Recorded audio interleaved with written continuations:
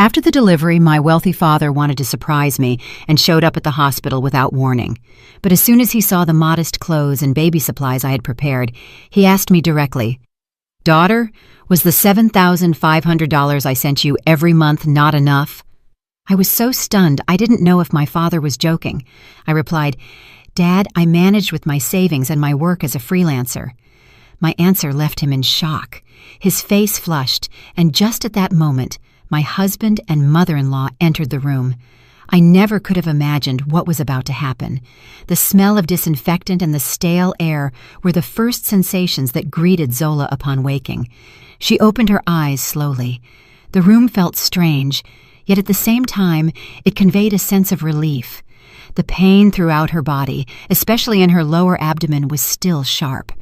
However, that suffering was instantly replaced by an immense peace when she turned her head to the side. Inside, a simple, transparent plastic bassinet lay a small creature, still flushed and wrinkled. Her son. The tears of emotion started flowing again. She touched his tiny cheek with the pad of her index finger. She felt that all the pain of the hours of labor had been rewarded many times over. Zola adjusted the slightly crooked shawl over her shoulders. She had chosen a shared room for 3 people at this county general hospital. Not for lack of options, but because it was the most sensible decision for her and her husband Kwame's financial situation. The room had 4 beds, although at that moment only hers and another in a corner were occupied. A ceiling fan turned slowly, emitting a monotonous squeak, but it was enough to mitigate the heat. She looked at her baby again. A light blue wool blanket, bought at a thrift store a few months ago, enveloped his small body. Zola smiled. She remembered how her mother-in-law, Imani, had scoffed when she showed it to her. "Zola, why do you buy these cheap trinkets? They'll irritate the baby's skin. You're too stingy. How can you be so raggedy with your own child?" Zola's heart sank. Raggedy. She was only trying to be realistic. Her husband, Kwame, was just an office worker at a private firm. His salary barely covered the day-to-day expenses in a major city. To pay for the delivery and buy the baby's things, Zola had worked tirelessly. Since her 6th month of pregnancy, she had started taking on commissions as a freelance graphic designer. She worked late into the night, often until her back was stiff and her eyes burned. She saved every penny. She repressed cravings for expensive takeout. She held back her envy when her friends showed off designer bags or new clothes, all for her son. She wanted to prove to herself and to Imani that she could be a good mother without being a burden to her husband, Kwame. Zola sighed. Her husband was a good man, but too submissive to his mother. Whenever Zola complained about Imani's attitude, Kwame would just say, "Be patient, sweetheart. Mom's just like that. She's an older person. You have to understand her." Kwame never defended her, and when it came to money, he always handed his paycheck over to Imani to manage. Zola was only given a small amount for daily expenses, which often wasn't enough. "I'm going to have to take on more work, Kwame," she told him one day. Kwame just nodded. "Sure, if you can do it, go ahead, but don't forget your obligations as a wife." Zola snapped out of her thoughts when the room door opened with a creak. A nurse entered with a kind smile. "You're awake, Mrs. Zola? How are you feeling? Can you sit up?" she asked while checking the IV. "I'm fine, thank you. Still a little sore, but very happy," Zola replied in a hoarse voice. "The baby is very healthy and gorgeous. 7 pounds and 19 inches. Perfect." The nurse praised her. "You've been strong, Mrs. Zola. You came to all your checkups and prepared everything yourself. Your husband told me you even took care of all the paperwork. You're very independent." Zola just offered a faint smile. She had been forced to be. Just as she was about to ask when her husband would return, the door opened again. This time, it wasn't a nurse, nor was it Kwame or Imani. Zola's heart hammered. A tall, well-built figure, dressed in an expensive silk shirt, stood in the doorway. His face, with its firm, authoritative features, looked somewhat tired, but his eyes were fixed on her. "Dad," Zola whispered in disbelief. It was Mr. LeVar Thorne, her father. When he entered, the small, shared room suddenly seemed much more suffocating. The scent of his pricey cologne overpowered the disinfectant. Mr. Thorne was a magnate, the owner of a business conglomerate with an intricate network of ventures. Zola was his only daughter, but she had chosen a modest life by marrying Kwame, a decision that initially met with her father's fierce opposition. Their relationship had cooled. Zola was too proud to ask, and Mr. Thorne was too busy to inquire. "Dad, how did you know I was here?" Zola asked, trying to sit up. The pain in her abdomen flared again. "I'm still your father, Zola," Mr. Thorne said in his deep, grave voice. He did not approach Zola's bed, but directed his gaze toward the baby's bassinet. His assistant, who stood behind him, held a huge basket of exotic fruits. Mr. Thorne approached the bassinet and contemplated his first grandchild. His hardened face gradually softened. "It's a boy," he murmured. "Yes, Dad. He's your grandson," Zola said proudly. Mr. Thorne extended a finger and touched the small hand peeking out from the blanket, but the smile that had formed on his face gradually vanished. His eyes scanned the room, the chipped iron bed, the squeaking fan, and the light blue wool blanket that wrapped his grandson. "You're in a room like this?" His voice was expressionless. "Yes, Dad, it's a shared room. As long as it's clean, it's enough," Zola replied, starting to feel uncomfortable. "And what is this blanket? Why is it so coarse?" he asked again, this time with more severity in his voice.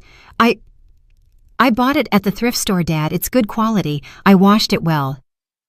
Mr. Thorne fell silent. His face tightened. He stared intently at his daughter. In his eyes was a contained fury.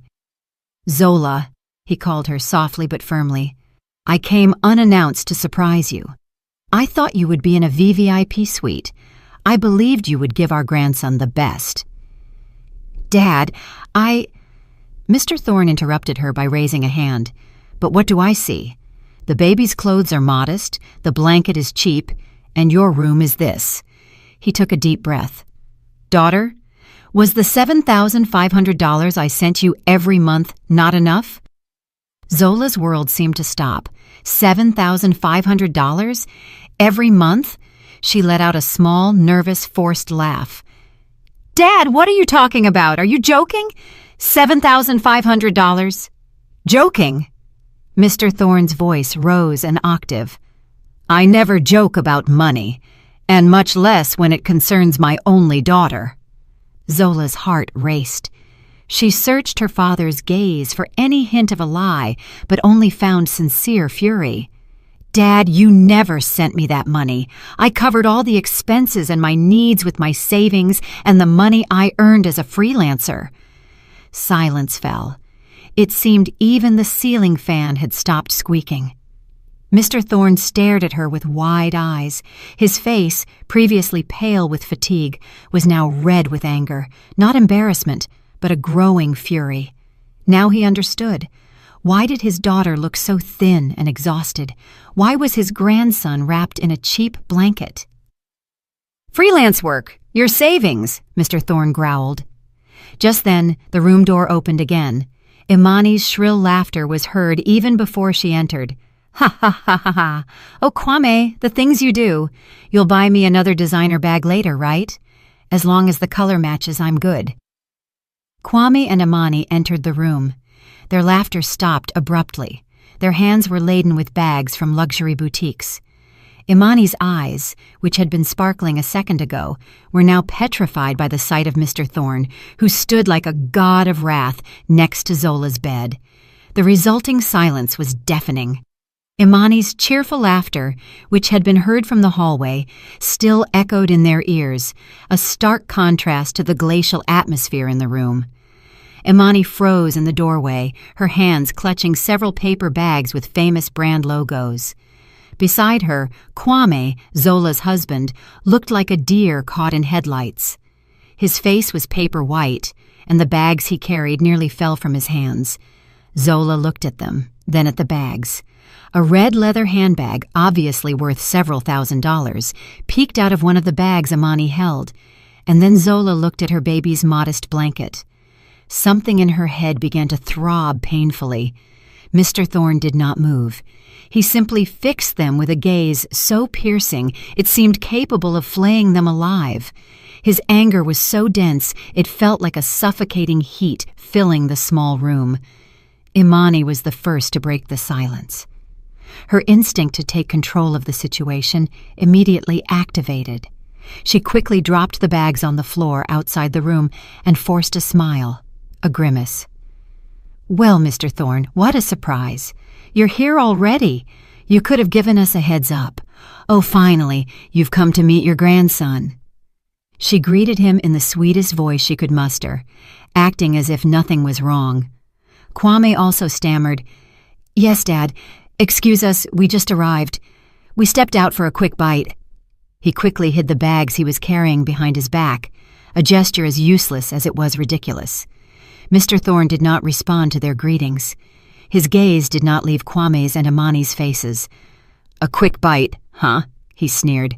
"From what I see, you had your meal at a luxury boutique." Imani instantly felt cornered, but tried to disguise it. "Oh no, that's not it. We just stopped by to run an errand for a friend. We were on our way to the hospital cafeteria." "Sir, what's going on, Dad? What's happening?" Zola whispered. She was still confused. She didn't understand anything. She felt dizzy. "What is all this, Dad?" Mr. Thorne ignored Zola, taking a step forward. His imposing figure made Kwame and Imani instinctively recoil. "I will ask you one more time," Mr. Thorne said in a low, dangerous voice. "Kwame, Mrs. Imani, where is the $7,500 a month I gave you for my daughter?" This time, Zola didn't laugh. Instead, the confusion in her eyes gradually transformed into horror. She looked at her husband, searching for an answer. Kwame swallowed hard. A bead of sweat the size of a chickpea began to slide down his temple. He looked at his mother, pleading for help. Imani quickly stepped forward. Her false kindness had transformed into a feigned expression of sorrow. She even placed a hand on her chest as if she were shocked. "What money, Mr. Thorne? $7,500? My goodness, that's a lot of money," she exclaimed.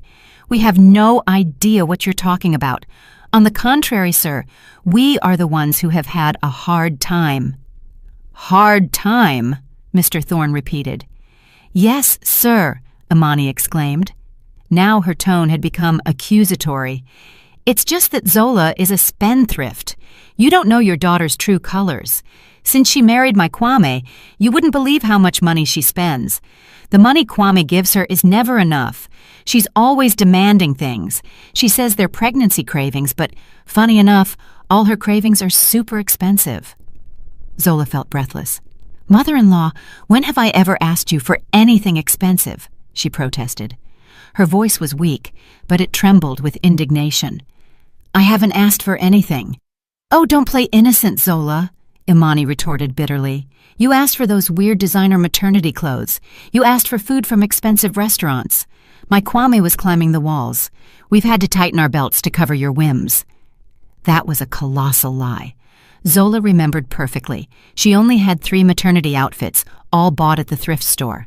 And as for food, she often had to go hungry because Imani cooked just enough, saying they had to save money. "Mother-in-law, that's a lie," Zola exclaimed, her eyes filling with tears. "When have I ever wasted money? On the contrary, I contributed to the household expenses with the money I earned working on my own. All these baby items I bought with my own money. You even called me stingy for buying a cheap blanket. See, there it is. You worked on your own? Of course you did. I bet you blew that money on your own cravings without giving your husband a dime," Imani counterattacked, feeling a sense of superiority as she saw Zola cry. "See, Mr. Thorne? You ask her politely, and she starts crying. What a crybaby. Kwame, look at your wife."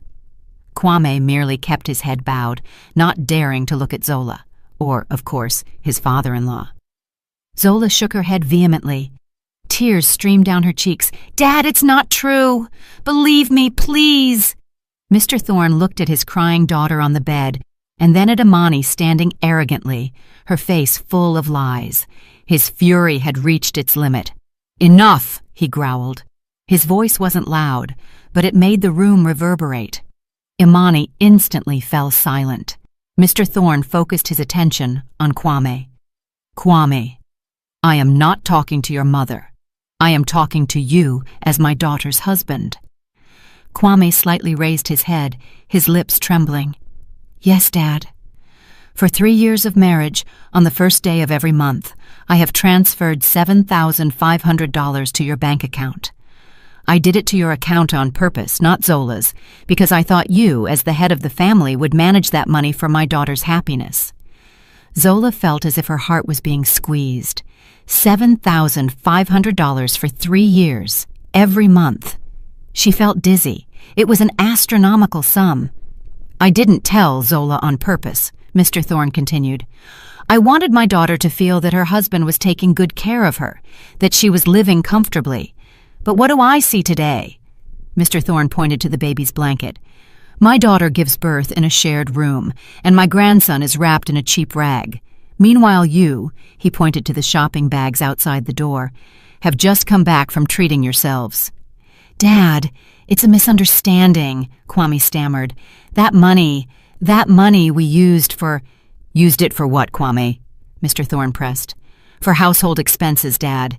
The mortgage, the car payment." "The house!" Mr. Thorne let out a sarcastic laugh. "The house you live in is not in your mother's name. And the car? Since when can a mere office worker like you afford a luxury car on payments?" Imani saw that the situation was getting ugly. "Well, but it's also our money, Mr. Thorne. Kwame's money counts too. It's normal for him to use it for the family and for his mother too." "So," Mr. Thorne said, "you took the money that should have been for my daughter and used it for your own benefit. Meanwhile, my pregnant daughter was working late into the night." "Isn't that right, Dad?" Kwame excused himself. "Zola wanted to work. She said she was bored at home." "Bored?" Zola repeated softly. Her heart was broken. "I worked because the money you gave me was never enough, Kwame. I worked because your mother wouldn't even give me money to buy vitamins." Tension again seized the room. Mr. Thorne looked at his son-in-law with a murderous expression. "Kwame, I want no more excuses." He took his phone out of the pocket of his expensive suit. "Show me your bank account statements right now." Kwame froze. This was the end. "Dad, please, not here. The shame," he whispered. "Shame!" Mr. Thorne shouted. "After deceiving my daughter for 3 years, now you talk to me about shame. Show it to me now." "My phone doesn't have good reception in the hospital, Dad." Kwame excused himself. A pathetic lie. He could barely hold the phone. "Stop making excuses. Or do you want to rub your money in our faces, Mr. Thorne?" Imani suddenly yelled. "Do you think just because you have money you can insult us like this? My Kwame works too. We have our own money. We don't need yours." "If you didn't need it, why did you use it?" Mr. Thorne counterattacked. Imani was speechless, her face flushed with anger and humiliation. Mr. Thorne was unmoved. He looked at Kwame. "I'm going to count to 3. 1, 2. Kwame trembled. He looked at his mother and then at Zola, who was crying uncontrollably in bed. He was between a rock and a hard place. "Dad, please." "I don't need to see his phone," Mr. Thorne interrupted him coldly. He dialed a number on his phone. "Hello? Send me a complete statement of all monthly transfers to the account in Kwame's name for the last 3 years, and a trace of all expenses from that account, right now." Mr. Thorne hung up. He looked at Kwame and Imani. "You take me for a fool? I have always monitored the flow of that money. I just wanted to hear you admit it from your own mouths. But you chose to lie." Kwame and Imani collapsed onto the hard waiting room chairs. They knew the game was over. The silence in the room was dense, heavier than the stale hospital air. The ceiling fan still squeaked, and the only sound Zola heard was her own heart pounding against her ears. $144,000. That figure spun in her head like a top. $7,500 a month for 3 years. Zola looked at her father, then at Kwame with his head bowed, and at Imani, pale as the wall. She tried to process that information. to connect it with her life over the past 3 years. 3 years of struggle, of deprivation, of always feeling guilty for not having enough, for being a burden. Suddenly, fragments of memories surfaced in her mind, now tinged with a new and painful meaning. She remembered when she was 4 months along. It wasn't a luxury craving. She just desperately wanted some high-quality mangoes, a little more expensive but perfectly ripe from the grocery store. She mustered the courage and asked Kwame for them. As always, he passed the message to Imani, and Imani said, "Why buy something so expensive? There are plenty at the market. Don't be so spoiled." The next day, Imani brought mangoes, but they were the ones sold almost rotten at a clearance price. "Eat this. Mangoes are mangoes," her mother-in-law told her. Zola cried secretly in the bathroom as she ate the acidic, fibrous fruit, trying to keep down the nausea. Now she knew. On the day she asked for $10 mangoes, $4,000 had been deposited into her husband's account. She remembered when she was 7 months along. Her belly was huge, and her back hurt terribly, but she forced herself to continue with her design work to meet deadlines. She sat at the narrow dining table in front of her laptop until 3 in the morning. The baby kicked constantly, as if protesting. Kwame left the room, not to console her, but to get water. He saw her exhausted with deep, dark circles under her eyes. What did he say? "Don't forget to get up tomorrow morning. Prepare breakfast for Mom before I go to work." Not a rest up, not a let me help you. Kwame let his pregnant wife work to the point of exhaustion, while there was enough money in his bank account to hire a dozen assistants. She remembered her visits to the gynecologist. The doctor prescribed a high-dose vitamin complex and calcium. The fetus was healthy, but the mother was suffering from malnutrition. "Mrs. Zola, you must take this to have strength for labor," the doctor told her. Zola saw the total price, $60. With the money Imani rationed for her daily use, she didn't have that amount. She returned home and showed it to Kwame. Once again, it was Imani who responded, "Vitamins that expensive? Doctors just want to scam people. I didn't take any vitamins when I was pregnant with Kwame, and look how healthy he turned out. Take the iron pills they give for free at the community clinic. Don't be weak." That night, Zola cried.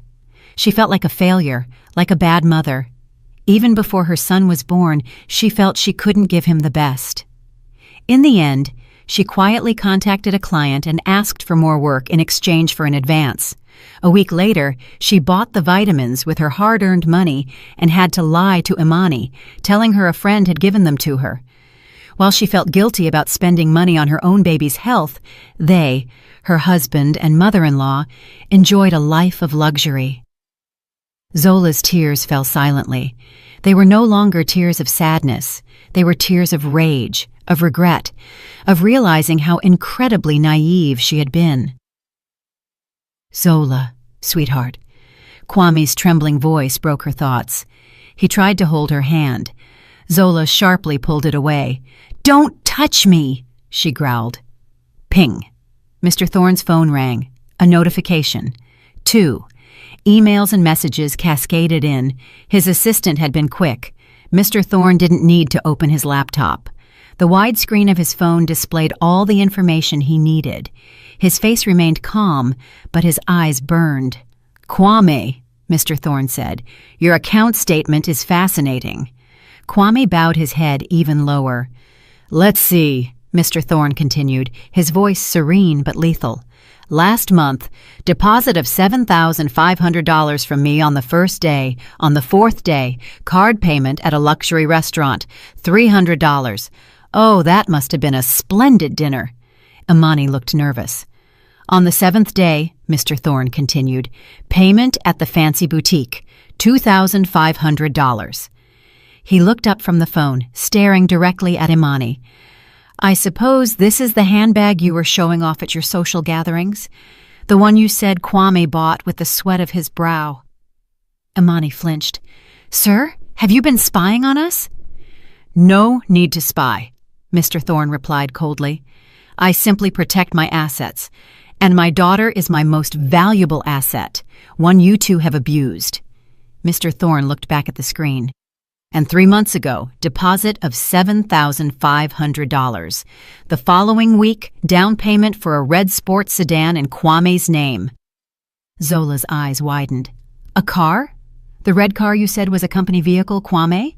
Kwame stammered. It was a bonus, Zola. A company bonus. A bonus, he says. Mr. Thorne let out a dry laugh. Your company doesn't give bonuses that generous, Kwame. I know your exact salary and I know your company's results. This money right here, he tapped the phone screen, is my daughter's money. It is enough. Imani suddenly stood up. She couldn't take it anymore. Her face, previously pale, was now red with rage. So what? What does it matter? It's Kwame's right. He's my son. It's normal for a son to take care of his mother, to buy her gifts. Taking care of his mother with money stolen from his wife?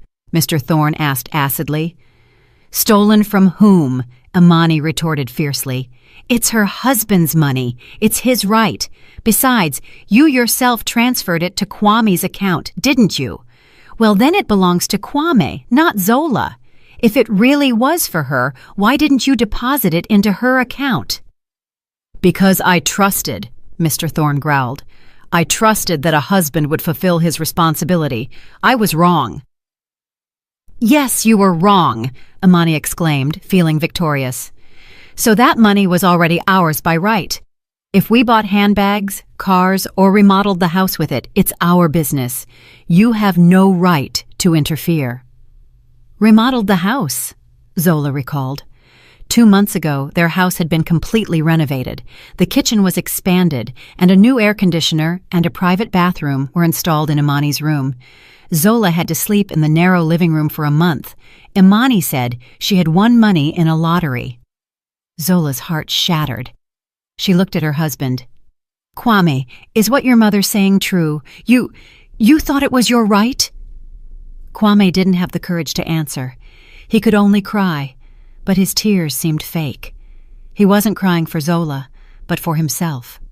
Suddenly, Kwame fell to his knees, not before Zola, but before Mr. Thorne. He crawled and tried to grab his father-in-law's feet. Dad, forgive me. I was wrong. My mother forced me. Dad, I promise. I'll change. I'll pay the money back. But please don't get me fired. Please don't call the police. Zola watched him, stunned. Even at a moment like this, what Kwame feared was losing his job and going to jail. Not losing his wife's trust, not remorse for having abandoned her and their son. Ping! Mr. Thorne's phone rang again. It was a text message from his assistant. Mr. Thorne read it. His face hardened even more. He looked at Kwame kneeling on the floor. Get up, he ordered him. Kwame did not move. I said get up, Mr. Thorne shouted. Kwame jumped up, startled. Mr. Thorne looked at him. My assistant just sent me the asset tracking report. You've been smarter than I thought. Not only have you spent the money, but you've used it to buy assets in your name. Kwame and Imani froze. The red sedan is fully paid off and in Kwame's name, and the house you live in. Mr. Thorne looked at Imani. The mortgage was backed by the bank, and you used the money I sent you to settle the renovation loan. You didn't just steal, you laundered the money. Mr. Thorne turned around. He was no longer looking at his daughter's husband and mother-in-law. He looked at Zola, who was sitting silently in bed, her eyes dry. Zola, he called her softly, I'll ask you one more time. After everything you've heard, everything you've discovered, do you want to continue with this man and this marriage? Mr. Thorne's question hung in the air. The shared room was silent as a tomb, all eyes focused on Zola. Kwame looked at her with a pitiful expression, soaked in sweat. Imani looked at her with a sharp, hateful expression. Zola looked at her father. This man who had always seemed cold and distant was now standing before her, being her protective shield. And then she looked at the baby sleeping in his bassinet. An innocent being who nearly grew up in an environment full of lies, a baby who deserved so much better. Zola slowly moved her gaze toward Kwame, her husband, the man she had loved, or at least the one she thought she had loved, The man she had defended against her father 3 years ago, the man she had trusted to lead her family. Before Zola could answer, Imani could no longer contain herself. Her patience had run out. The mask of the suffering, patient mother-in-law had long since dropped. "Enough! Don't give us that pitiful look," Imani shouted, pointing at Zola. "You think you scare us? Yes, we used the money. So what? Is it wrong? It was money my son received from his father-in-law. Of course he used it." Kwame tried to hold his mother's arm. "Mom, stop, please." "You shut up, Kwame," Imani cut him off. "You're a mama's boy. You're afraid of your wife and your father-in-law." "Listen to me carefully, Mr. Thorne." Now she looked defiantly at Zola's father. "I was against Kwame marrying your daughter from the beginning. I knew a rich girl would be spoiled, useless, someone who would only want to be served, and in the end, I was right." Mr. Thorne raised an eyebrow, letting the woman continue. "We thought that by marrying a magnate's daughter, our life would be easier, that some of her wealth would rub off on us. But no. Zola lived a life of lies, pretending to be independent, wearing rags, eating whatever. I was ashamed in front of the neighbors, my friends, my daughter-in-law, married to the son of a successful businessman, and she looked like a beggar. People would think we didn't treat her well when the reality is she was just stingy." "Mother-in-law!" Zola groaned. "What? You're cheap! You saved money to the point of exhaustion. My grandson is born and you buy him this cheap blanket. How was I supposed to look people in the face?" Imani was becoming more and more agitated. "So when you sent that money to Kwame, I told my son, 'This is your reward, son. Payment for putting up with this woman.' And of course we used it. We enjoyed it. We bought good things so people would stop looking down on us, so I could show off at my gatherings that my son was a successful man, even if his wife looked like she was homeless." Every word that came out of Imani's mouth was a dagger stabbing Zola's heart. Naive, beggar, stingy, spoiled, homeless. "And you, Zola," Imani pointed at her again. "You're stupid. With the good husband you have, an obedient man, why did you insist on working so hard? For what? What were you going to do with all that money? $7,500 a month. A woman like you would have spent it all on cosmetics and clothes. Better that I had it. I bought gold. I invested in luxury handbags. That's an investment. Their value keeps going up, much better than letting the money go to waste in your hands." The hate-filled monologue finally ended. Imani gasped, her chest heaving. She seemed satisfied to have vomited all her bile. A brief silence. Zola's tears had dried. Her face was pale, but her eyes no longer showed sadness, only an emptiness that slowly turned into a cold, burning flame. She ignored Imani. She didn't even look at her.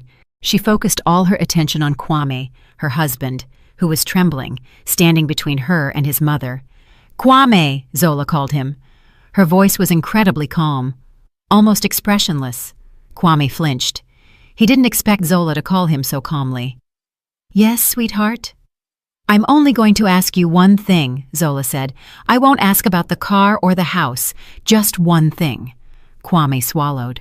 "What, Zola?" "When I was 7 months pregnant," Zola's voice was low but clear, "and the doctor said I was malnourished. And I asked you to buy me a prenatal shake that cost $20.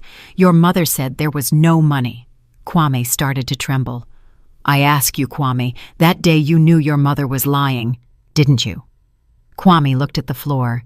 He didn't dare to look his wife in the eyes. He remembered that day. After Zola left the room, his mother laughed. "Prenatal shake? What nonsense. Condensed milk is enough," she said, and he, Kwame, simply kept quiet. "Answer me, Kwame," Zola insisted. Kwame nodded very slowly, almost imperceptibly. "Yes," he whispered. "One more thing," Zola said.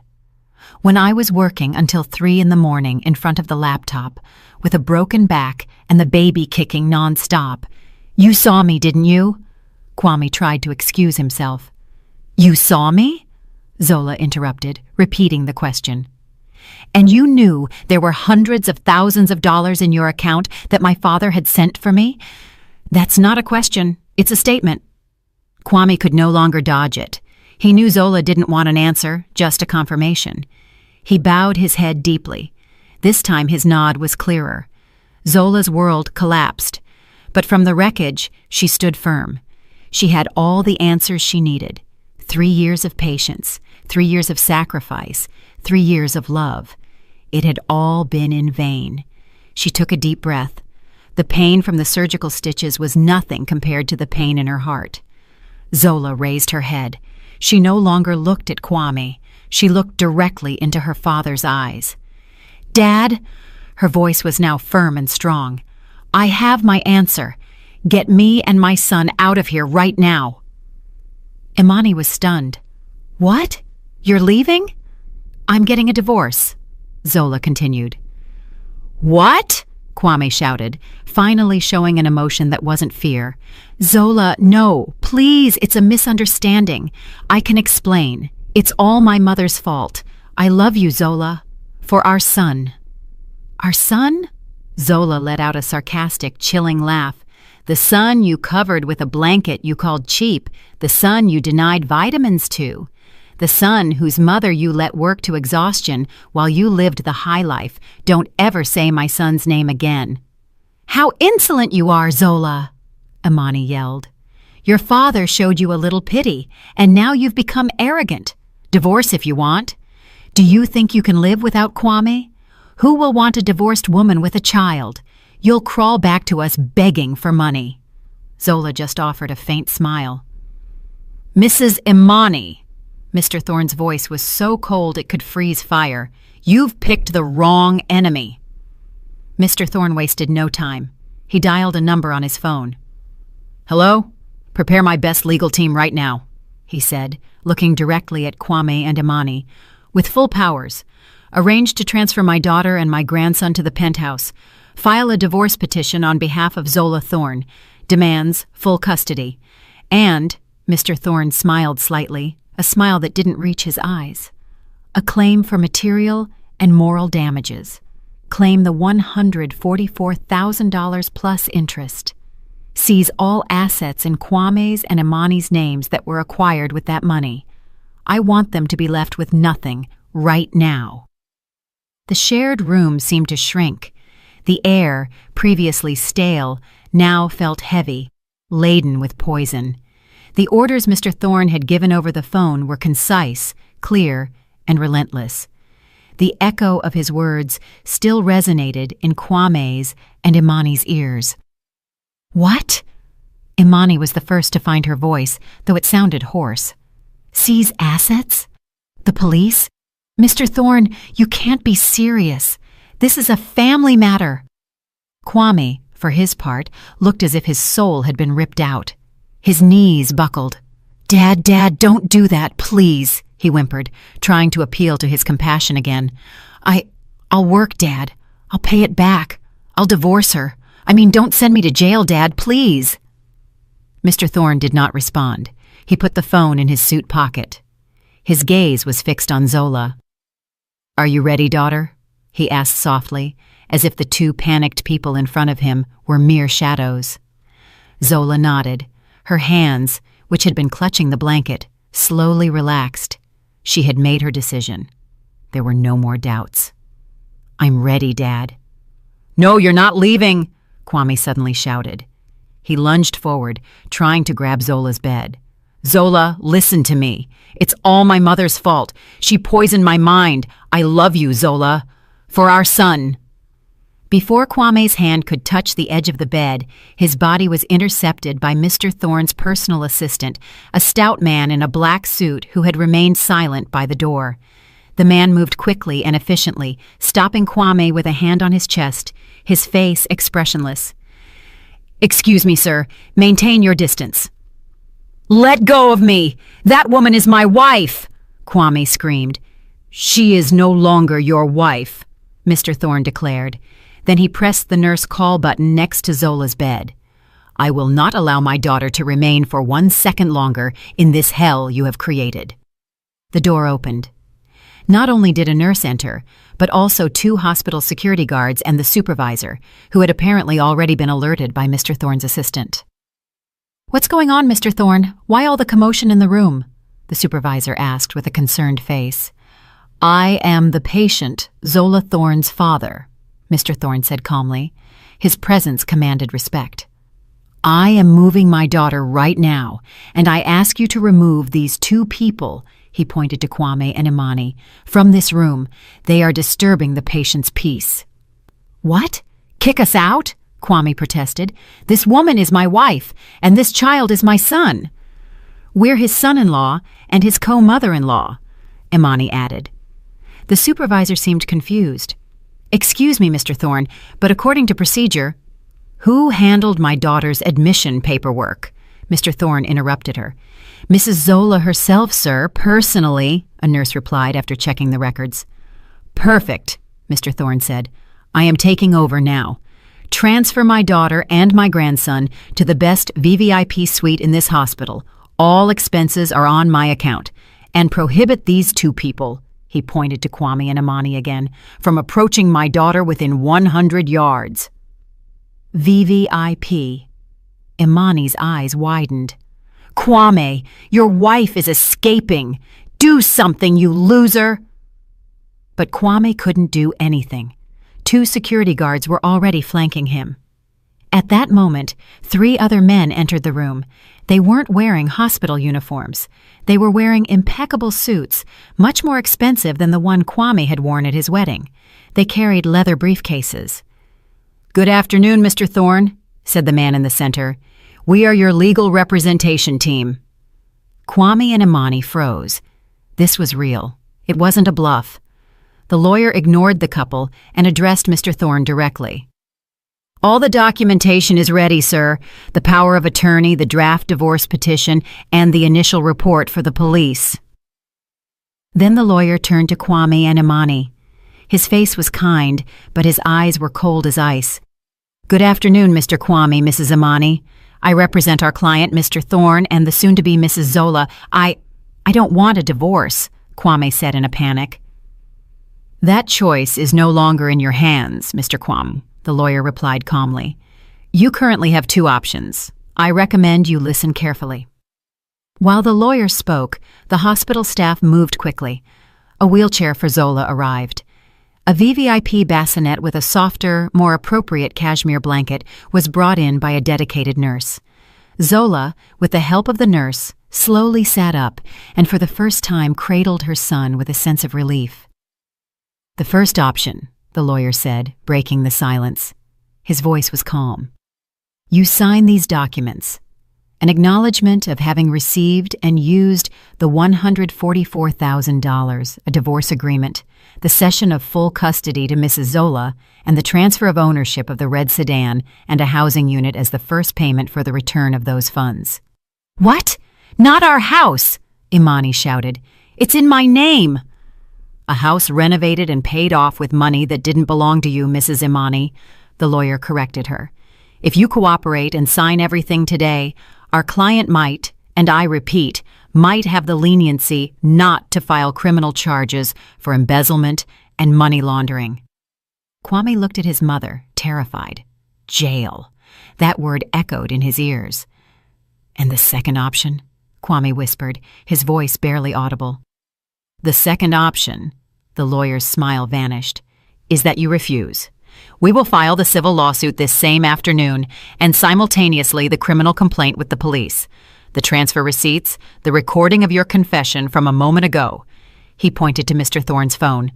"And your bank statements are more than enough. We guarantee you won't win. You will lose everything.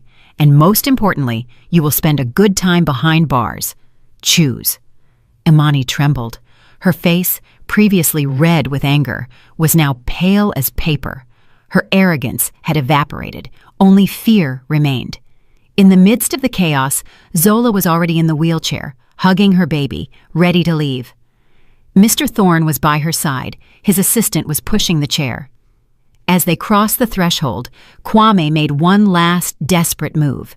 He broke free from his guards and fell to his knees on the floor. "Zola!" he cried uncontrollably. "Sweetheart, don't leave. I'm sorry, I made a mistake. I'll kiss your feet. Please don't leave me." Zola motioned for the assistant to stop.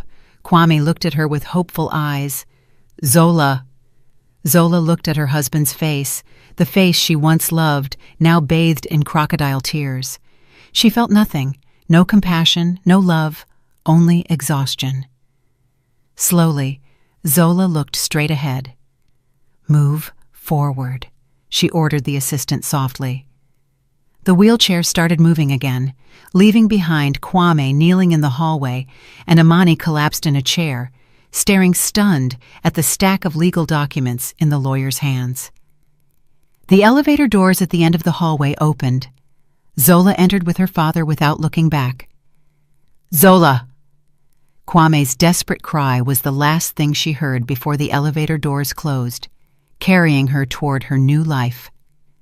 The silence inside the spacious VVIP elevator, smelling of expensive cleaning products, was absolute.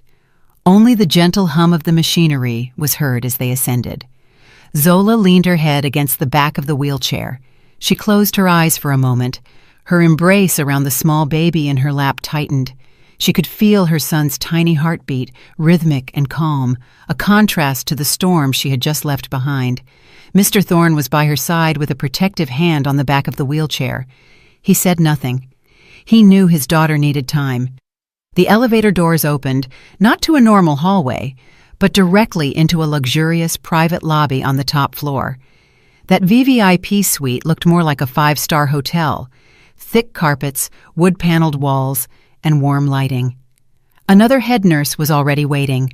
"Welcome, Mrs. Zola. Mr. Thorne, the room is ready." They were led to the room. Zola held her breath. It was huge. It had a separate living area, a comfortable velvet sofa, and a state-of-the-art motorized patient bed. But what caught her attention the most was the gigantic floor-to-ceiling window offering a panoramic view of the city. The sunset sky was already starting to turn orange. In a corner of the room was a beautiful solid wood crib, perfectly equipped with premium baby items, all in their original packaging, a world apart from the plastic bassinet and the thrift store blanket. "Rest, ma'am. I'll help you move the baby," the nurse said gently. Zola hesitated for a moment. She didn't want to let go of her son. Mr. Thorne seemed to understand. "Let me hold him," he said. And carefully, Mr. Thorne took his first grandson from Zola's arms. The man, who had always seemed so cold, looked a little clumsy, but his eyes radiated immense tenderness. "Hello, little champion. Welcome to the family," he whispered to the baby. It was at that moment, seeing her father holding her son in that safe, luxurious room, that all the tension Zola had repressed for hours, or perhaps years, finally erupted. Zola's shoulders began to shake. A sob escaped her lips. Then another. She covered her face with her hands, and her crying turned into a torrent. She cried. It was not the crying of pain or rage from the other room. It was a crying of relief, a crying that washed away all the wounds, all the lies, all the humiliation she had swallowed over the last 3 years. She cried for her own stupidity. She cried for her lost years, and she cried for the fact that she was finally free. Mr. Thorne quickly handed the baby to the nurse and knelt beside Zola's wheelchair. He hugged his daughter tightly. "Cry, daughter. Let it all out. It's over now. It's all finished." "Dad, I'm sorry," Zola sobbed against her father's shoulder. "I was so foolish." "Shh," Mr. Thorne interrupted her. "You're not foolish. You're just too good. And they took advantage of your goodness. From now on, no one will ever hurt you again, I promise." Meanwhile, in the shared room downstairs, the scene was very different. Kwame's desperate cries in the hallway did not stop the lawyers. They re-entered the room where Imani was still sitting, rigid. Kwame stumbled in after them. His gait was weak, his eyes were vacant. "Good," the lead lawyer said, placing the stack of documents and a pen on the table in front of Imani. "The time for negotiation is over. It's time to decide, jail or the signature." Imani looked at the papers. On the first page, it clearly read, Acknowledgement of debt and asset transfer. Her eyes widened at the figure of $144,000. This is robbery, she growled. This is justice, Mrs. Imani, the lawyer replied coldly. Consider it a discount. If we take it to trial, the amount could triple with bank interest and costs for moral damages, not to mention our fees, which would also be your responsibility, and the bonus of a stint in prison. Imani's hands trembled. She looked at Kwame. Kwame, look at this! We're going to be on the street! Kwame didn't respond. He just stared blankly at the wall. His world had already collapsed. His car, his supposed position at the company, he was sure Mr. Thorne would take it all too. And now his house. Mom, Kwame whispered, clinging to the last thread of sanity he had left. Sign. What? You're going to give up so easily? That house is your mother's. It's a house we won't be able to live in if we're in jail, Mom, Kwame yelled, finally losing his temper. Didn't you hear the word jail? I don't want to go to jail, and all of this is your fault because of your greed. My fault? Imani jumped up. Don't make me laugh. You enjoyed it too. You drove that car. You loved being called a successful man, and now you blame me, you ungrateful son. Stop, the lawyer's voice cut through their fighting. We are not paid to watch family dramas. Either you sign, or I call the police right now. He took out his phone. Imani looked at the phone, then at the pile of papers. With a trembling hand, she grabbed the pen. Where? She growled. The lawyer guided her, pointing out where she had to sign on each of the sticky tabs. Imani signed with such rage that she almost tore the paper. When she finished, she threw the pen onto the table. Mr. Kwame, your turn, the lawyer said. Kwame signed like an automaton, without resistance. His signature was almost illegible. Excellent, the lawyer said, collecting the documents. One more thing. He held out his hand. The keys to the car and the house. You have 24 hours to vacate the property. Tomorrow afternoon, our team will come to present it. Kwame reluctantly checked his pockets, handing over the keychain for the red car and the keys to the house, which had been his pride. After the lawyers left, Kwame and Imani were left alone in the room. Imani, who had been so strong just a moment ago, suddenly collapsed. Her legs gave way, she fell to the floor and burst into tears. It's all over! Our money, our house! Oh, Kwame, where are we going to live? Kwame didn't answer. He sat on a chair, staring blankly at the luxury brand bags they had just brought. They lay on the floor now, ironic and pathetic. In the hospital's penthouse suite, Zola had just finished nursing her son for the first time in peace. Her old phone, with the slightly cracked screen, rested on the nightstand. Suddenly, it vibrated. Kwame's name appeared on the screen. A call. The vibration ceased, and then text message notifications appeared. 1, 2, 10. Sweetheart, please pick up. I made a mistake. Mom fainted. Zola, please, I have nothing left. You're too cruel. We can start over, honey, I promise. Zola's friend, Amara, who had just arrived after receiving the call from Mr. Thorne, saw the string of messages. My God, Zola, this man has no shame, Amara growled. She looked at her friend. Are you going to answer him? Zola looked at the phone screen. Kwame's pitiful face flashed briefly in her mind, but it was soon replaced by the image of Imani's sneering face, of herself working until 3 a.m, of that cheap blanket. With a steady hand, Zola picked up the phone. Amara thought she was going to reply, but Zola held down the power button and selected the power off option. The screen turned black. There is no us anymore, Zola whispered to herself. She looked at Amara and for the first time in a long time, truly smiled. Now it's just my son and me. The tranquility of the VVIP suite was a luxury Zola had almost forgotten.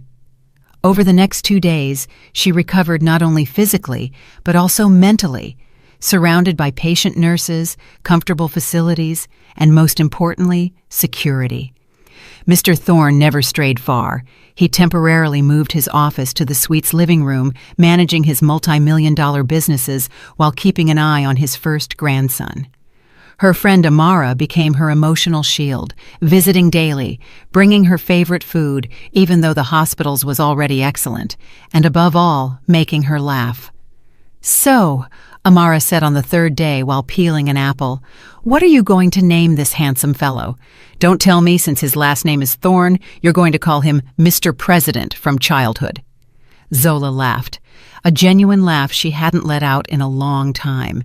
She looked at her son, who was sleeping peacefully in his comfortable crib. "His name is Elias," she whispered. "Elias Thorne." "Elias," Amara repeated. "A new beginning. It suits you, Zola. This is truly the dawn of your new life."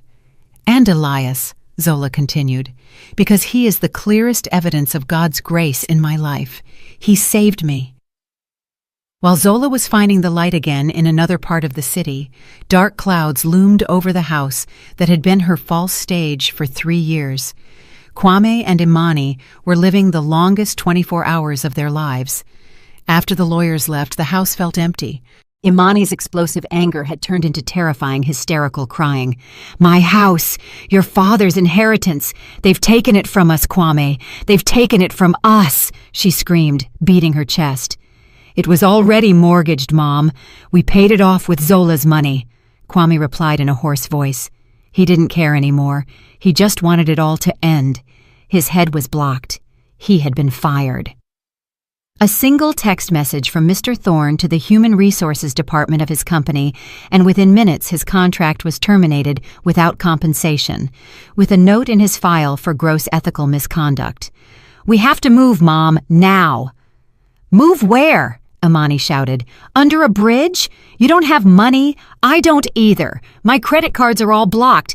It must have been that old man." Kwame didn't tell his mother that he still had a small fund of black market money that he had managed to smuggle out of the office. Money he had hidden even from her. It was his only hope. They began packing in a terrible atmosphere. Imani wasn't packing. She was busy stuffing the gold jewelry she had bought with Zola's money inside her girdle, and wrapping her few authentic designer bags in old cloth bags, hoping the seizure team wouldn't notice. Kwame, for his part, put his clothes in a single large suitcase. He took one last look at the red sedan in the garage. Its shine seemed to mock his misfortune. The next day, at 12 o'clock sharp, the doorbell rang. It wasn't the lawyer. It was worse. 3 stout men accompanied by a member of the legal team and a locksmith. "Time's up, Mr. Kwame, Mrs. Imani," one of the legal team men said in an expressionless voice. Imani tried one last act of resistance, running to the door and starting to scream at the neighbors. "Help! Help! They're kicking us out unfairly. Rich people want to steal our house. Help!" Several neighbors came out curious, but the legal team was prepared. He pulled out a copy of the court order and the document signed by Imani the day before. "This lady voluntarily signed an asset transfer as compensation for a case of embezzlement. Everything is legal. Please do not get involved in legal matters." The neighbors' faces, previously compassionate, turned wary. Embezzlement. That word resonated. They immediately began whispering. Seeing that her resistance was useless, Imani deflated. "Gather your belongings and leave, please. We are going to change the lock on this house," the employee said. Under the gaze of dozens of gossiping neighbors, Kwame dragged his suitcase out. Imani followed, carrying a bulky cloth bag, covering her face with the edge of a scarf to hide her shame. "Wait a moment," Kwame shouted. The legal team employee stopped. "The red sedan. We could use it to carry the suitcases. We'll return it later. The legal team man looked at him as if he were dust. "Mr. Kwame, that car has not been yours since yesterday. It is a seized asset. Leave." He pointed toward the main street. Kwame bowed his head, walked to the end of the street, and hailed an old taxi. He put the suitcase in and helped his mother, who was still crying, get in. "Where are we going, Kwame?" Imani sobbed inside the taxi. "To a boarding house near the train tracks," Kwame replied quietly. It's the only thing I can afford with what we have left." As the taxi drove away, the locksmith began his work. The sound of the drill breaking the old lock was heartbreaking. Click! The door closed. The new lock was set. The chapter of their luxurious life was officially over.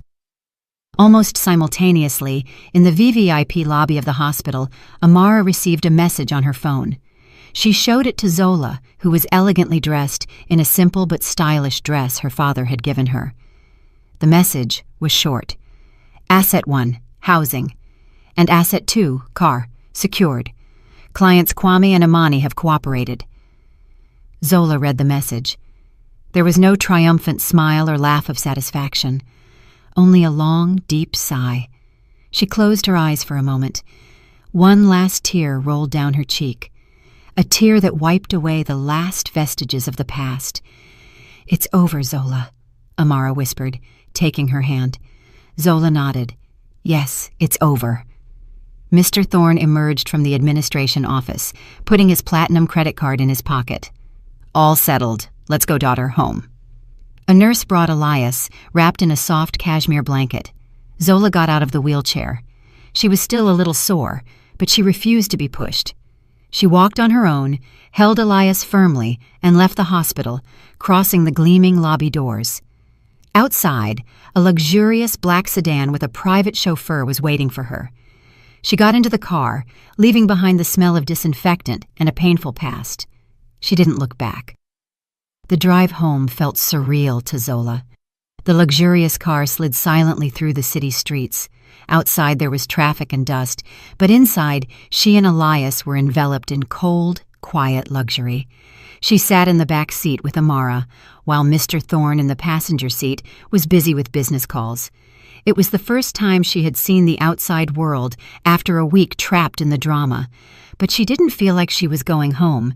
She didn't know which home she should return to. Kwame's house was no longer hers, and where was her father taking her? The car did not head to her father's luxurious suburban community that she had known since childhood. Instead, it turned toward the financial district and stopped at the lobby of an imposing skyscraper. "Dad, where are we going?" Zola asked, uneasy. "Home," Mr. Thorne replied briefly with a slight smile. They went up in a private elevator directly to the top floor, the 50th floor. The elevator doors opened, and what greeted them was not an office lobby, but the breathtaking living room of a penthouse apartment. The walls were almost all glass, offering a 360-degree view of the city. The floor was imported marble. The furniture was minimalist, but looked incredibly expensive. "My God, Dad, where are we?" Zola was stunned. "In your house. In your home," Mr. Thorne said. He took Elias from Zola's arms. "My assistant has been preparing it since yesterday. Welcome home, daughter." A middle-aged woman in a uniform greeted them. "Good afternoon, Mrs. Zola. I am Mrs. Bethel. I am Elias's nanny. And this is Mrs. Jones, your personal postpartum nurse." Zola was even more confused. Nanny? Personal nurse? Mr. Thorne took her on a tour of the house. There were 3 bedrooms. The master bedroom was larger than the entire rental apartment she had lived in. There was a guest room, and another had been converted into the most luxurious baby room she had ever seen. The crib was solid wood. There was a closet full of imported educational toys and designer baby clothes, and an air conditioning system with temperature control. Amara whistled softly. "Zola, this is insane. It's a palace." That night, after Amara left and Elias was sleeping in his luxurious crib, Zola couldn't sleep. She stood in front of the enormous window, contemplating the flickering city lights. She should be happy. She was free, she was rich, she was safe, but her heart was restless. She felt small. She felt she had just moved from one prison to another. Before, the narrow prison of Kwame and Imani, now her father's golden cage. She hadn't done anything to deserve this. She was just her father's daughter. The next morning, after a breakfast prepared by her father's personal chef, Zola went to her father's study in the penthouse. "Dad," she called him softly. Mr. Thorne looked up from a pile of papers. Yes, daughter. Do you need something? Don't you like the food? No, Dad. Zola took a deep breath. Thank you. Thank you for everything, for Elias, for this place. I don't know what to say. You don't have to say anything, Mr. Thorne said gently. All of this is your right, one that is long overdue. But I can't live like this, Dad, Zola said. Mr. Thorne's brow furrowed. What do you mean you can't live like this? Like this? Being served, pitied, being a burden to you again? I'm not a child anymore, Dad. I'm a mother. Zola looked her father directly in the eyes. I don't want to be a parasite. Mr. Thorne's face, previously soft, hardened. Parasite? What do you mean? Before, I was a parasite in Kwame's and Imani's house, even though I worked, and now I feel like a parasite here. I don't want to live on your compassion, Zola said firmly. I want to stand on my own 2 feet. Mr. Thorne was silent. He looked at his daughter, searching for hesitation in her eyes, but what he found was the same spark he had, the spark of a fighter. Slowly, a smile spread across Mr. Thorne's lips, a smile of genuine pride. And what's your plan? Zola's heart raced.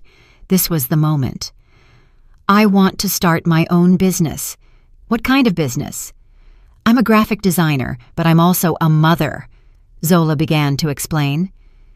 Dad, look at all these baby items you bought me. They're luxurious, they're good, but they must cost a fortune. Not all mothers can afford them. I want to create my own brand of premium quality baby items, with beautiful design, but at a reasonable price. She paused and continued. And clothes, modest clothing for mothers. I know what it feels like to spend all day in old clothes. I know how hard it is to find nursing wear that is comfortable, elegant, and not revealing. I want to create a line of modest, modern fashion for mothers like me, clothes that make them feel beautiful and respected, even when they're busy caring for their children. Mr. Thorne listened intently. His face showed no expression. I have the designs, Zola said nervously. She took out the tablet her father had given her and opened her design portfolio folder. Can I do it? I know I can. I just need the capital. When Zola finished, Thorne leaned back in his chair. Agreed. It's a good plan. The market for modest fashion and baby items never dies. Are you serious, Dad? Zola asked, hopeful. Of course, Mr. Thorne said. I will give you the capital, but, her father continued, not as a gift. I'll give it to you as a business loan. Prepare a proper business plan. Calculate the production costs, marketing, expected profits, present it to me, and if it's viable, I'll transfer the funds. Zola's face, already shining, lit up even more. This was what she wanted. Not a gift, not compassion, but a challenge. Trust. I'll prepare the business plan right away, Dad. Right now. Good. Bring in Amara. Make her your manager.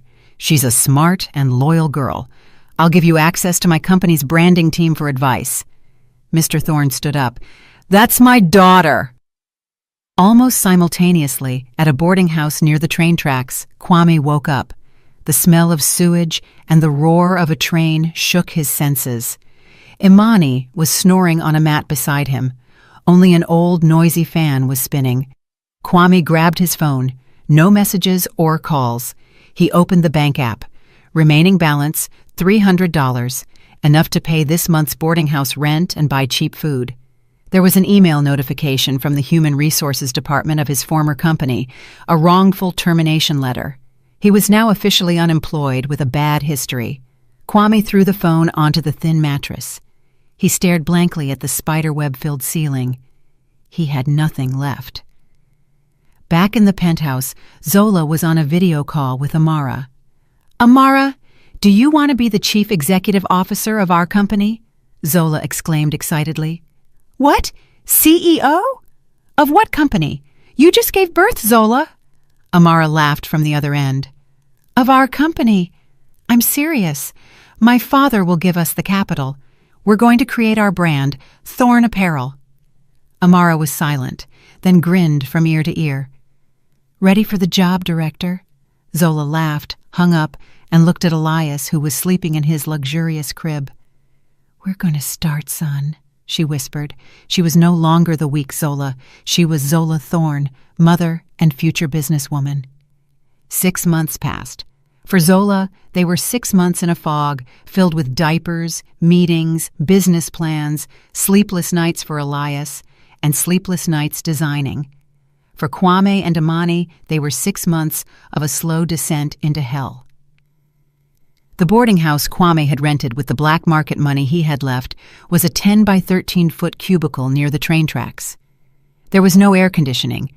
A small window, when opened, let in the stench of a clogged sewer. The thin plywood walls let them hear every conversation, every fight, every sigh from the next room. Every 30 minutes, day and night, a train passed, making the whole building shake. Imani, who was once the queen of social gatherings, was now a shadow of herself. Her gold jewelry hidden in her girdle was sold one by one to buy food. Accustomed to being served, she now had to use a shared bathroom at the end of the hallway and do laundry by hand. That day, she sat in front of her room door next to the smelly sewer and began to scrub Kwame's sweaty clothes in a bucket with cheap detergent. Her hands, once soft, were now rough and sore. The soapy water stung her, and the stench turned her stomach. A neighbor, the lady from the salad stall, stopped. "Doing laundry, Mrs. Imani? That's unusual. You always took it to the cleaners." Imani's face flushed. "Just to get some exercise," she lied. The neighbor laughed. "Exercise? Well, you look pretty miserable. Hey, you have to scrub your husband's work clothes with a brush, right? Like this." She threw her an old scrub brush. Imani felt humiliated to the core. Tears fell into the dirty water. She hated this. She hated the smell. She hated the neighbor. She hated Kwame. And above all, she hated Zola and her father. At a wholesale market, Kwame was loading sacks of potatoes. The man who was once a clean-shirted office worker was now a warehouse loader in an old, torn T-shirt. His body, once well-maintained, was now thin and sunburned. Blacklisted from all companies, the only job he could find was this. He was paid daily, $2 for each sack he moved from the truck to the stall. He worked from dawn. His back ached. His hands were full of blisters. "Hey, Kwame, move faster. It's hard to believe that with how big you are, it takes you so long to move a sack," the foreman shouted at him. Kwame could only nod and quicken his pace. At the end of the afternoon, he received his pay. $75 in wrinkled bills that smelled of fish, enough to buy rice and instant noodles. In the past, $75 barely paid for 3 hours of parking at the mall. He walked home to save the bus money. He found his mother sitting in the dark. Their electricity had been cut off, and only one low-energy bulb was working. "How much did you bring?" Imani asked in a hoarse voice. Kwame threw the bills onto the mat. $75. Imani's eyes shone with disdain. "Only that? What have you been doing all day? That's not even enough for rice." "Yes, it is, Mom, if we save. If you stop asking me to buy you fabric softener that smells like flowers," Kwame exploded, fed up. "Do you think it's easy to earn money? My back is broken and my hands are ruined. And what do you do at home? Sit and complain."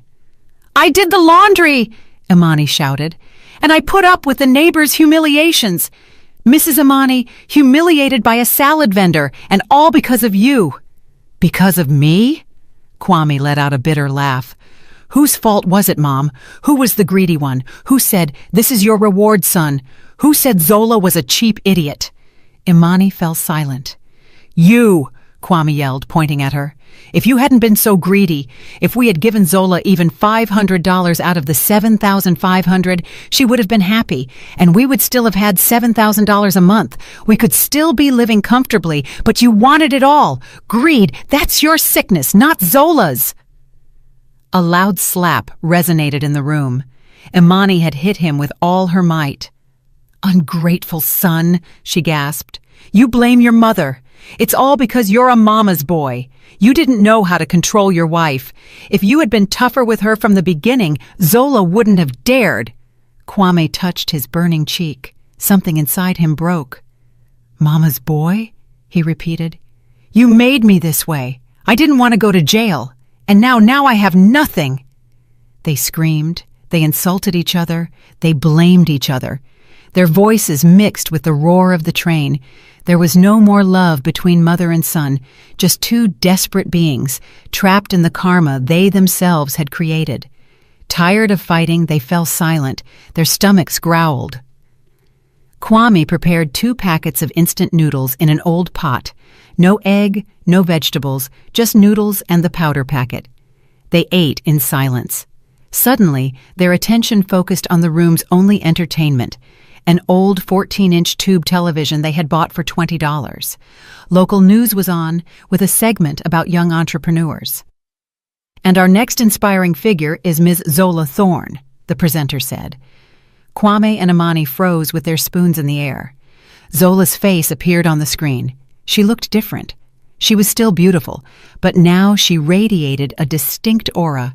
She wore a stylish blouse and a matching dusty pink scarf. She stood in front of a large, luxurious store with a big sign that read, "Thorne Apparel." "Yes, thank you." Zola's voice sounded clear and confident on the television. Thorne Apparel was born from my dream of offering comfortable, elegant, and modest clothing for young mothers. The camera showed the inside of the store, packed with high society clients clamoring for the clothing and premium baby items. "And to celebrate the opening of our first store," Zola continued, smiling at the camera, "we will be donating 10% of this month's profits to an orphanage." Crash! Imani had thrown her bowl of noodles at the old television. The screen flickered and went black. Ceramic shards and noodle broth scattered across the floor. "Shameless!" Imani screamed, her voice again surpassing the noise of the train. "She's showing off her wealth over our suffering, that witch!" Kwame didn't move. He stared blankly at the now black television screen. In his reflection, he saw his own face, haggard, thin, defeated, completely defeated. A year had passed since that day at the hospital. For those who build dreams, time flies. The penthouse, once strange, had become a warm home for Zola and Elias. Under the tutelage of Mr. Thorne, a strict but fair business mentor, Thorne Apparel grew at a dizzying pace. Zola's business plan had been brilliant. She didn't just sell clothes. She sold a story, a community. She built a brand image that understood young mothers. The quality was premium, but the prices remained accessible to the middle class. The result was explosive. In 1 year, Thorne Apparel opened stores in 5 luxury malls and established a production workshop that employed dozens of local seamstresses. Today was a special day, Elias's first birthday and Thorne Apparel's first anniversary. But the celebration didn't take place in a luxury hotel. True to her promise, Zola celebrated it elsewhere, a humble but clean community orphanage on the outskirts of the city. The orphanage courtyard was decorated with balloons. Dozens of orphaned children sat neatly, their eyes shining at the sight of the gift boxes and a huge birthday cake. Elias, who was already crawling, laughed happily in his grandfather, Mr. Thorne's lap. Zola climbed onto a small stage, dressed in a simple but elegant white dress from her latest collection. Her face was serene and radiant. "Hello, everyone," she said in a soft voice. "Today, I'm not here as the CEO of Thorne Apparel. I'm here as Zola, a mother and a daughter." She smiled at her father. "A year ago, my son Elias was born, and his birth was a new dawn in my life. He taught me the meaning of strength. I want Elias to learn that true happiness doesn't lie in how much we own, but in how much we can share. That's why, in gratitude for his first birthday and for Thorne Apparel's first year, my father and I have decided to fund the complete renovation of this orphanage and establish a foundation to guarantee the schooling expenses of all these children until they finish high school." A thunderous applause erupted. The orphanage director, a nun, cried with emotion. The children screamed with joy. Mr. Thorne, with Elias in his arms, clapped the loudest. He looked at his daughter with misty eyes. Not only had she succeeded, she had become a great person. As Zola descended from the stage and picked up Elias, the phone Amara held vibrated. Amara looked at it and approached Zola. "Zola," she whispered amid the bustle. "There's news." Zola turned. "What news, Amara?" Amara hesitated for a moment. "Karma news." Zola frowned. Amara showed her the phone screen. There were 2 messages. The first was from her father's legal team.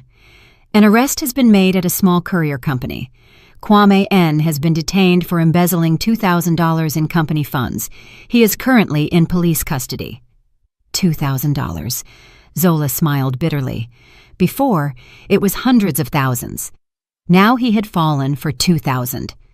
With no skills other than fraud, Kwame had tried to repeat his crime on a smaller, clumsier scale, and he had been caught. Then, Amara slid the screen to the second message, received minutes earlier from the concierge of her old building.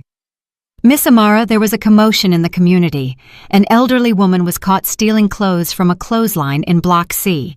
When she was caught, she started screaming hysterically. It was Mrs. Zola's former mother-in-law, Mrs. Imani. She was haggard and unrecognizable. The police took her away. The queen of social gatherings who boasted about designer bags, now a thief of clothes from a clothesline. Karma had arrived in the most ironic way possible. With Kwame's arrest, Imani had lost her only source of income. However miserable, hunger had overcome her pride." Zola stared at the phone screen for a long time. "Are you okay, Zola?" Amara asked. Zola took a deep breath. She didn't feel an explosion of triumph or a desire to celebrate. What she felt was relief, the liberation from a heavy burden she had unknowingly carried for a long time.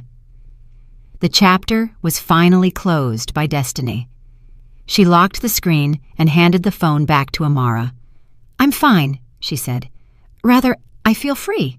She turned around. There were no longer shadows of the past in her gaze. In front of her, Elias laughed, extending his little hands toward the birthday cake. Her father smiled at her. "Come on, daughter. It's time to blow out the candles," Mr. Thorne said. Zola nodded, approached her son, took him in her arms, and kissed his chubby cheek. She stood next to her father, surrounded by the laughter of the orphanage children. "Happy birthday, my love," she whispered to Elias. Zola closed her eyes for an instant and said a prayer of gratitude. Then she opened them, smiled, and along with Elias, blew out the single candle on the cake. The flame went out, leaving only the light of her new dawn. Did you like the story, and which city are you listening from? Let's meet in the comments. If you liked the story, you can support me by sending a super thanks so I can keep bringing more stories like this. Thank you so much for your sweet support. I'm looking forward to your comments on the story. On the screen, you can see 2 new life stories that I highly recommend. There's so much more on my channel. Don't forget to subscribe.